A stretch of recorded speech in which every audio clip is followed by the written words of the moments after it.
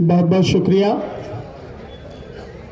सबसे पहले आज तक हमारे इस आंदोलन में जो भी साथी शहीद हुए हैं, आज हमारे बीच नहीं हैं, उन सबको भावभीनी श्रद्धांजलि। और हमारे सभी मोर्चों पर जो भी साथी क्रमिक अनशन जो चल रहा है, भूख हड़ताल जो चल रही है 24 घंटे की, उसमें जो लोग हिस्सा ले रहे हैं, उन्हीं सभी साथियों को भी बहुत बहुत अभिनंदन, उनका बहुत बहुत धन्यवाद, बहुत बहुत स्वागत। मंच पर बैठे हुए मेरे सभी साथी और मंच के सामने बैठे मेरे सभी सम्मानित बुजुर्ग, नौजवान साथी, माताएं, बहनें, आप सभी को मेरा नमस्कार, सत श्री अकाल, आदाब। साथियों, आप सब जो 26 तारीख को हुआ है और 26 के बाद जो हुआ है, उसको बहुत अच्छी तरह से आप जानते हैं, उसे बार बार बताने की जरूरत नहीं है। बस इतना ही कहूंगा कि सरकार ने बहुत कोशिश की एक षड्यंत्र करके इस आंदोलन को तोड़ने की, लेकिन सरकार को एक बार फिर से मुंह की खानी पड़ी और अब वो बैकफुट पर है, जिसे कहते हैं ना, पीछे है अब। और पहली बार प्रधानमंत्री मोदी जी ने कहा कि बातचीत के लिए तैयार है। अब से पहले तो बोले ही नहीं थे कभी। तो ये एक 26 तारीख के बाद की हमारी एक जीत है साथियों। जिन भी लोगों के खिलाफ एफआईआर हुई हैं, तकरीबन 38 एफआईआर हैं। काफी लोगों के नाम हैं, किसी के नाम लिखे हुए हैं, किसी के नहीं हैं, अज्ञात में लिखे जाते हैं। अज्ञात में जो होते हैं वो इसीलिए लिखे जाते हैं कि जिसको मन चाहे उसको पकड़ लो। अज्ञात का मतलब इतना ही होता। तो इन सबसे आपको घबराने की जरूरत नहीं है।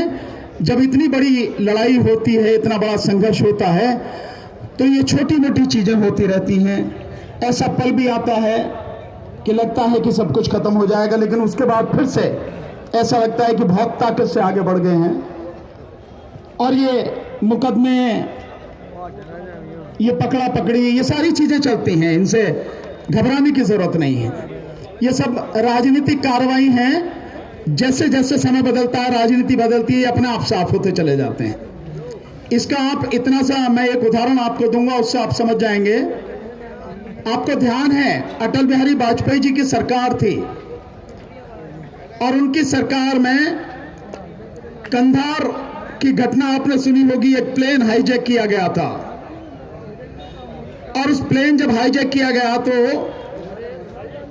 हाईजैक करने वालों ने दबाव डाला सरकार पर कि इन 5 लोगों को छोड़ो।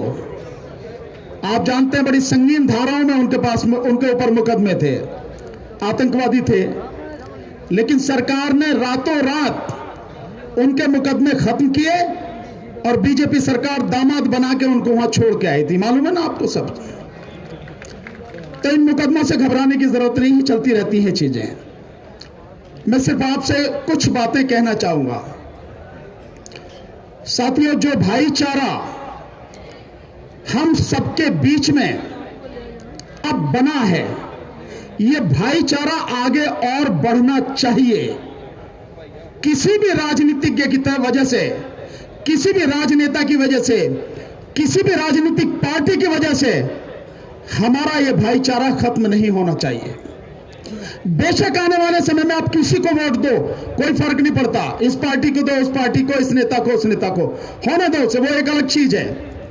लेकिन समाज में जो भाईचारा अब बना है, ये भाईचारा हमें और मजबूत करना है।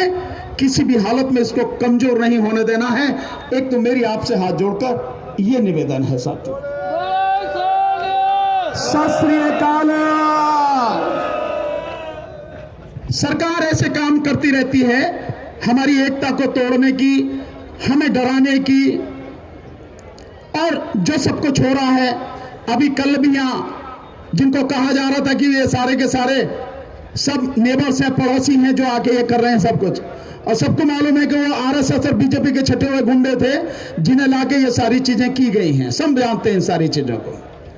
वहां भी लगातार 4 दिन से 26 तारीख से लेकर कल तक गाजीपुर बॉर्डर पे था, क्योंकि मैं वैसे 26 को यहीं आना चाहता था, लेकिन सुबह ही सुबह हमारे वहां जहां से मैं आता हूं वहां के रास्ते सब बंद कर दिए गए, तो यहां तक पहुंचना संभव नहीं था। तो मैं गाजीपुर बॉर्डर से जो सारा काफिला था उसमें शामिल था, और वहां की जो घटना घटी सब मेरी आंखों के सामने की थी। उसका मैं चश्मदीद गवाह हूं, उसके लिए मुझे किसी के सबूत की जरूरत नहीं है। और किस तरह से सरकार ने, शासन प्रशासन ने वो सारी चीजें ऐसे की ताकि जो लोग बाहर से आए हैं उन्हें दिल्ली का रास्ता पता नहीं, और वो जिस रास्ते में खड़े थे वहां पे बड़ी अजीब स्थिति थी। एक समझाने की कोशिश करता हूं आपको। जैसे ये लेन है आपकी, ये रोड है, ऐसे ही वहां पे 14 लाइन की रोड है वो, और 14 लाइन की में 2 की एक तरफ, फिर 2 की और 3 की, और फिर इसी तरह से 3 की, 2 की और 2 की, ऐसे बीच वाली जो 2 की 3 की थी उनमें ना इधर जा सकते आप ना इधर जा सकते आप, क्योंकि बीच में भी डिवाइडर, इधर भी डिवाइडर और इधर भी डिवाइडर। तो स्वाभाविक है जो लोग उसमें खड़े थे, जो ट्रैक्टर उसमें खड़े थे, वो कहां जाते हैं। और वो जो 3 लेन और 3 6 लेन है गाजीपुर से शुरू होती हैं और दिल्ली रिंग रोड तक, उससे पहले कोई कट नहीं है, कोई भी। तो जो व्यक्ति उसमें आ गया वो स्वाभाविक दिल्ली पहुंच ही जाएगा, कुछ हो ही नहीं सकता। होना यह चाहिए था कि प्रशासन ने जो रूट दिया था उस रूट में जितने बैरिकेड थे वो हटाने थे, डिवाइडर थे वो हटाने थे, और रूट को पूरा क्लियर करके जो दिया था उसको सीधा ऐसा करते ताकि लोग वहां से जाते और आराम से घूमते हुए अपनी मंजिल पर पहुंच जाते। ये प्रशासन की जिम्मेदारी थी। क्यों? प्रशासन तो खाई खोदे पड़ा है, वो खाई खोदता तो कोई मुकदमा नहीं है। अगर हम एक ईंट भी हटा दें तो हम पर 427 का मुकदमा हो जाता है। तो अगर हम डिवाइडर को हटाते, निश्चित रूप से आईपीसी की धारा 427 में हम पे मुकदमा हो जाता कि सरकारी संपत्ति को नुकसान पहुंचाया। ठीक साथियों, तो जो काम प्रशासन का और सरकार का था वो उसने नहीं किया, जिसका नतीजा यह हुआ कि जब इधर रास्ता नहीं, इधर नहीं, तो आदमी आगे ही जाएगा। आगे जाके उन्होंने कंटेनर जैसे यहां लगा रखे, ऐसी कंटेनर लगा के रास्ता रोक रखा था। लोगों ने सोचा कि जब परमिशन है तो रोक क्यों रखा है, और कहीं जा नहीं सकते। पीछे 10 किलोमीटर तक ट्रैक्टर ही ट्रैक्टर थे, 20,000 से ज्यादा ट्रैक्टर उस दिन अकेले गाजीपुर बॉर्डर पे थे। ये मेरी आंखों के सामने की है सारी चीजें। उसके बाद जो हुआ आप सब जानते हैं। लेकिन सबसे बड़ी बात यह है कि जिस लाल किले की घटना की बार बार बात कही जा रही है, इस सवाल का जवाब आज तक, अभी तक सरकार ने, शासन प्रशासन ने नहीं दिया कि 15 अगस्त और 26 जनवरी इन 2 दिनों पर दिल्ली का वो पूरा इलाका, राष्ट्रपति भवन से लेके इंडिया गेट और वहां से होते हुए आप सुप्रीम कोर्ट और फिर आप आ जाइए दिल्ली गेट और दरियागंज होते हुए लाल किले तक, ये पूरा इलाका 3 दिन पहले सील हो जाता है। उस दिन क्यों सील नहीं था? उस दिन कहां थी इतनी पुलिस फोर्स? और जो किला है वो लाल किला गणतंत्र दिवस और स्वतंत्रता दिवस की परेड के सिलसिले में सेना के हवाले कर दिया जाता है।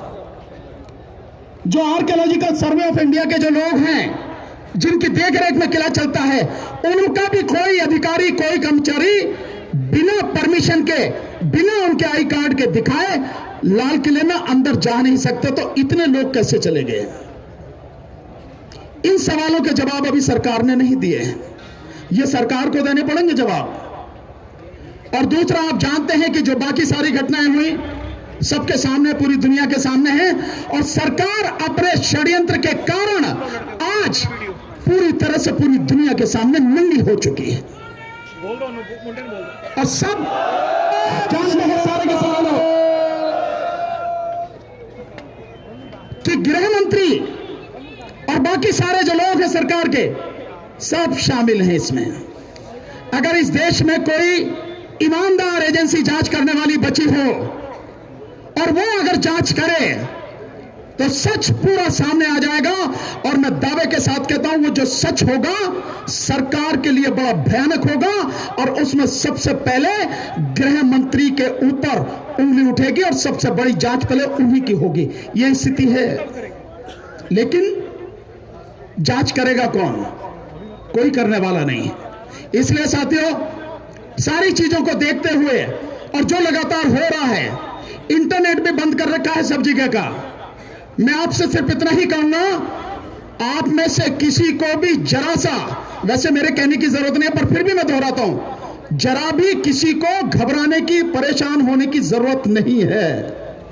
आज की तारीख में हमारा आंदोलन अब ये केवल किसान आंदोलन नहीं है, अब ये देश भर का जन आंदोलन बन चुका है। और अब सरकार के बस की बात नहीं है इसे रोकना और इसकी बात न मानना।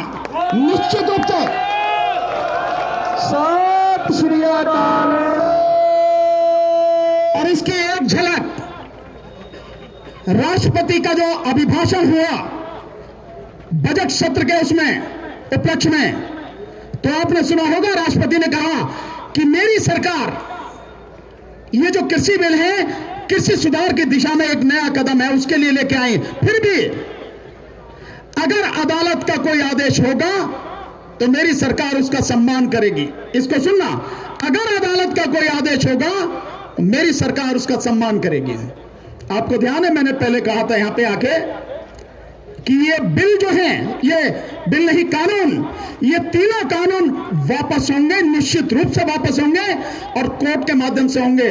तो जो उस दिन राष्ट्रपति कह रहे थे संसद में, उससे ये बिल्कुल साफ हो जाता है आने वाले समय में जब भी होगा ये सारे के सारे तीनों कानून देश की सर्वोच्च न्यायालय सुप्रीम कोर्ट के माध्यम से वापस होंगे, क्योंकि अभी भी मोदी जी की गई नहीं।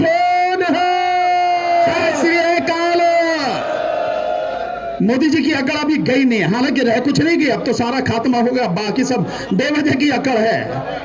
हम बिल्कुल हवा भी निकल गई, अब तो हवा भी नहीं रही, कुछ नहीं रहा। लेकिन कोई दिक्कत नहीं साथियों, हम तो संघर्ष करने वाले लोग हैं, किसान हैं, रात दिन ठंड में, गर्मी में, बारिश में काम करने वाले मेहनतकश लोग हैं। और एक आतताई से, एक अन्याय और अत्याचार करने वाली सरकार से मुकाबला है तो उसे यह भी पता लग जाएगा कि देश जब एकजुट होता है, देश की जनता जब एकजुट होती है तो फिर कोई सरकार उसे रोक नहीं सकती। किसी सरकार के गुर्दे में इतना दम नहीं होता कि आंदोलन को रोक सके साथियों, यही होने वाला है।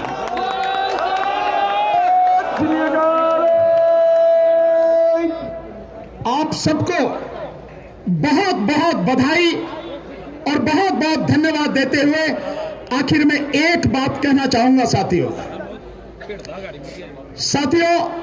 समय कितना लगेगा हमें नहीं मालूम, लेकिन इससे परेशान मत होना।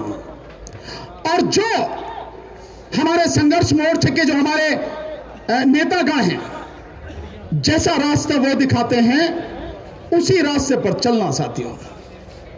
किसी भी तरह की कोई बात ऐसी ना हो जाए ताकि हमारी जो लीडरशिप है, हमारे जो संयुक्त संघर्ष इसके किसान मोर्चा के जो साथी हैं, जो नेता हैं, उनके मान सम्मान में जरा सी भी कमी आए। हमेशा जब लीडर के साथ में लोग चलते हैं और लीड करने वाले लोग अच्छे, ईमानदार और मजबूत होते हैं, जीत निश्चित रूप से होती है, कभी भी हार नहीं होती। आप इसको गांठ बांध लीजिए साथियों।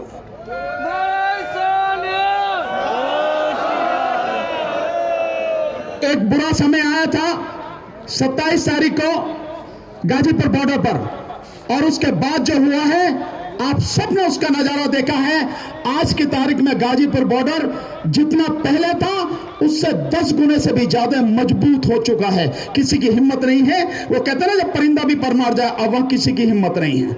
जो वो विधायक कह रहा था ना, यूं गोली मार दो इन्हें, शूट एट साइड का ऑर्डर दे दो, टिकैत साहब को फांसी पर चढ़ा दो, अब उसकी हिम्मत नहीं है, आसपास भी फटक जाए। लेकिन उसने एक बात सिद्ध कर दी, एक बात सिद्ध कर दी कि बीजेपी वाकई में गुंडों गुंडों की पार्टी है और गुंडों का इस्तेमाल करके ताकत के दम पर आंदोलन को खत्म करना चाहती है, जो उस इरादे में वो कभी पूरी नहीं होगी साथियों। इसीलिए आपको बहुत बहुत धन्यवाद देते हुए मैं आपको एक बार फिर से बधाई देते हुए इसी शुभकामना के साथ कि हर पल देश में जो भी लोग हैं उनकी संख्या आपके साथ खड़े होने वालों की बढ़ती चली जा रही है और ये कारवां और बढ़ेगा और हम निश्चित रूप से जीतेंगे और यहां से जीत कर ही जाएंगे और फिर जीत का जश्न मनाएंगे और देश को बेहतर करने के लिए आगे मिलकर काम करेंगे। बहुत बहुत शुक्रिया साथियों। बोले सोनिहाल। वाहेगुरु जी का खालसा, वाहेगुरु जी की फतेह। बहुत बहुत धन्यवाद एडवोकेट साहब का। तो इसी तरह बैठे रहो मेरे